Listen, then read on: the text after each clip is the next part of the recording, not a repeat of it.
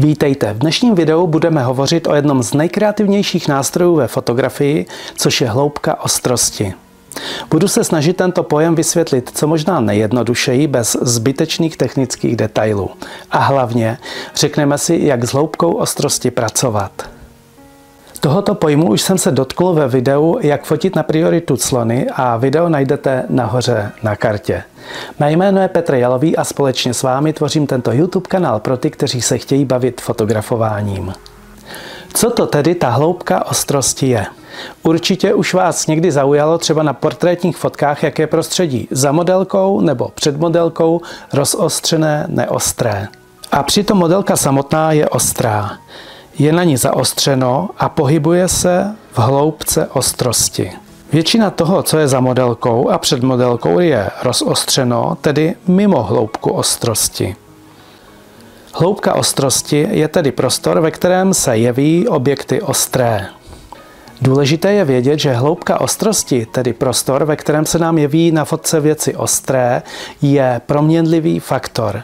Někdy může být extrémně velká, kdy všechno na fotce je proostřeno, a někdy zase jenom extrémně malá v řádu milimetrů, například na makrofotkách.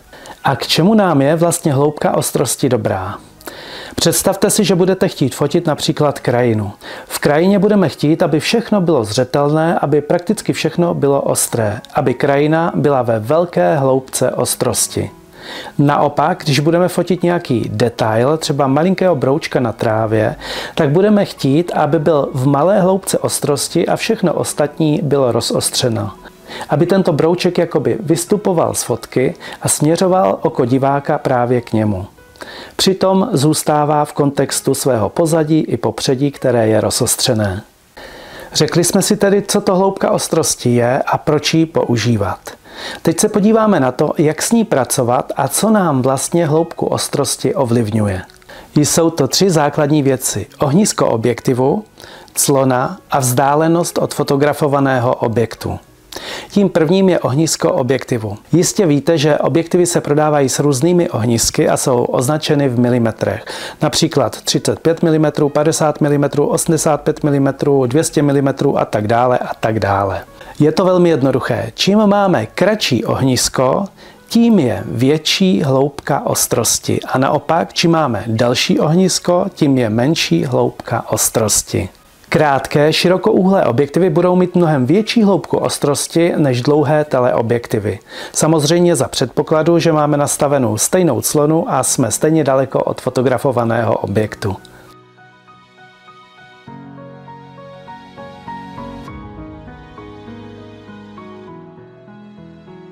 Druhou věcí, která nám ovlivňuje hloubku ostrosti, je vzdálenost od fotografovaného objektu. Opět je to jednoduché. Čím jsme blíže k fotografovanému objektu, tím bude hloubka ostrosti menší. Když se teď podíváte za mnou, tak tam uvidíte, že pozadí je trošku rozostřené, ale když se přiblížím k objektivu, tak hloubka ostrosti se nám bude zmenšovat a prostředí za mnou bude čím dál více rozostřené.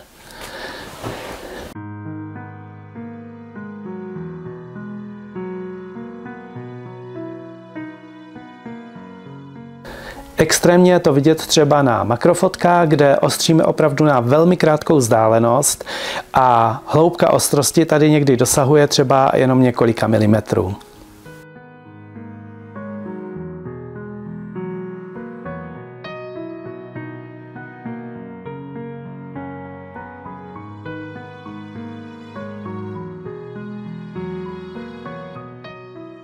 Třetí věcí, která nám ovlivňuje hloubku ostrosti, je clona, tedy velikost otvoru, kterým nám do foťáku proudí světlo. Je to opět jednoduché. Čím menší clonové číslo nastavíme, tím menší hloubku ostrosti budeme mít.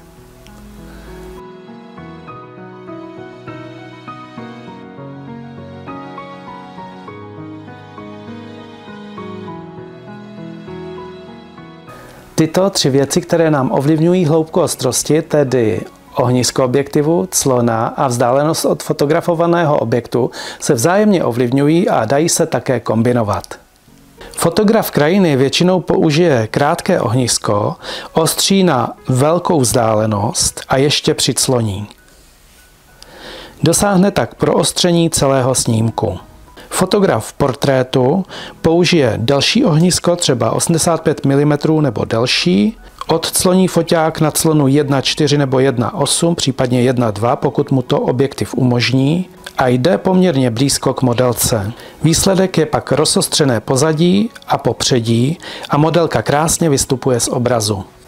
Začátečníkům se to může zdát složité myslet na kompozici a přitom na ohnisko, clonu a vzdálenost od fotografovaného objektu. Ve skutečnosti je to ale mnohem jednodušší. Ohnisko vybíráme podle zamýšleného úhlu záběru. Pro krajinu, architekturu vybíráme širší ohniska, pro portrétní fotografování zase delší ohniska. Ohnisko je tedy dané naším objektivem a mnoho s ním při fotografování nenaděláme, pokud ovšem nemáme zoomový objektiv. Vzdálenost od fotografovaného objektu je zase dána zamýšlenou kompozicí, tedy tím, co chceme v hledáčku všechno mít a následně potom na fotce. S tím tedy také příliš nenaděláme. Tady jsou dva snímky focené různým ohniskem 50 mm a 85 mm. Aby vznikla stejná kompozice, musel jsem s 50 mm objektivem blíž k modelce.